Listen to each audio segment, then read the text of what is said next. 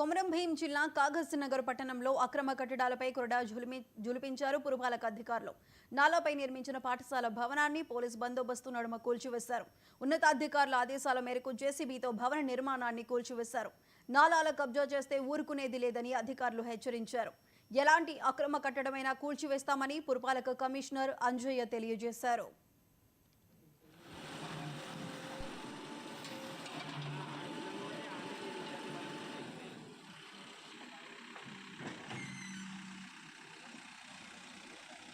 నేను VIP school correspondent. యాక్చువల్గా అది వాస్తవంగా నాదాల బట్టి దానికి తప్పు లేదు. 3 రూమ్లు కట్టడం జరిగింది. అతను అడిగి అన్నీ కడుతున్నారు అని చెప్పేసి మేము కూడా కట్టడం జరిగింది, తప్పు లేదు. కానీ 2 రూమ్ ఆల్రెడీ మేము తీసేసినాం. 1 రూమ్ క్లాస్ రూమ్ తక్కువ ఉండే, ఆల్రెడీ కన్స్ట్రక్షన్ నడుస్తుంది. 2 రూమ్ టైం ఇవ్వడం అడిగినాం కానీ టైం ఇవ్వలేదు సార్. ఓకే, న్యాయం చేసిండ్రు. కానీ రిక్వెస్ట్ ఏంటంటే న్యాయం అందరికి చేయాలి. ఇదే కాదు, ఇది ఒక స్టార్టింగ్ ఉంది. నేను అనుకుంటున్నా ఈ న్యాయం కంటిన్యూ అవుతుంది. గుట్ట నూద నుంచి లాస్ట్ పెద్ద బాగు దాకా అందరు తీసేస్తే బాగుంటాయి. ఎందుకంటే న్యాయం అందరికీ సమానంగా ఉండాలి. అంతకంటే ఎక్కువ ఏం లేదు. తప్పే, తప్పుకు శిక్షణ ఇవ్వాలి. తప్పు ఉండే తీసేసి దాని తప్పు ఏం లేదు. సార్ చాలా మంచోడు.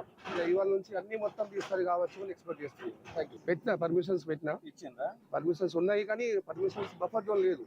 ఎంత అయితే కట్టాల్సిందే అంతకంటే ఇటు కట్టాల్సిందే అటు కట్టాలి. అందుకనే తీసేసింది కదా సార్.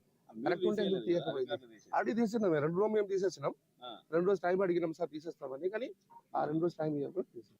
ఈరోజు కానర్ పట్టణంలో ప్రధానమైన నాల, ఈ నాలను ఆక్రమించి విఐపీ స్కూల్ సంస్థ ఏం చేసిందంటే ఇక్కడ 2 స్కూల్స్ 2 క్లాసులు పెట్టింది. 6th క్లాస్ మరియు 7th క్లాస్. ఎందుకంటే దీన్ని మేము ముందస్తు గుర్తించి వీళ్ళకి ఆల్రెడీ మీ నోటీసు కూడా ఇవ్వడం జరిగింది తీయమని. మొదటిగా ఒకటి ఇచ్చినాం, తర్వాత రెండోసారి ఇవ్వడం జరిగింది. అయినప్పటికీ వీరు స్పందించలేదు.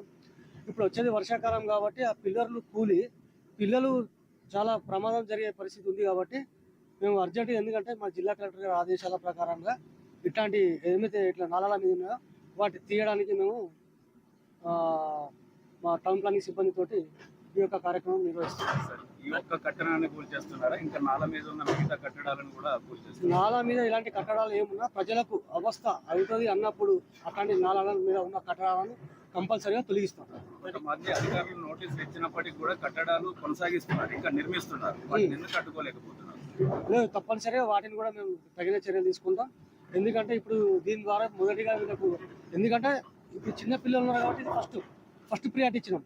ఎందుకంటే దీనిలో కమ్సే కమ్ ఒక 30-40 మంది పిల్లలు ఉంటారు, చిన్నపిల్లలు. 6th క్లాస్ అంటే 12 years 13 years ఇట్లా ఉంటారు. కాబట్టి కంపల్సరీ ఇది మాకు చాలా దృష్టికి వచ్చింది, కంపల్సరీ తీయాలి. ఎందుకంటే మీరు కూడా చూసిర్రు, ఎందుకంటే వర్షాలు బాగా పడుతున్నాయి. చిన్న వర్షానికి మన కాలనీలకు ఇళ్లకు వాటర్ వస్తుంది. కాబట్టి అలాంటి ఏదైతే ఉన్నదో అట్లాంటి వాటిని మేము డిసిల్టింగ్ కూడా చేయిస్తున్నాం. ఇప్పుడు దీని కింద కూడా ఒక 2-3 రూమ్లు ఉన్నాయి. వాటిని కూడా మేము ఇమ్మీడియట్లీ హైదరాబాద్ శంషాబాద్ ఎయిర్పోర్ట్ నుండి తిరుపతి వెళ్తున్న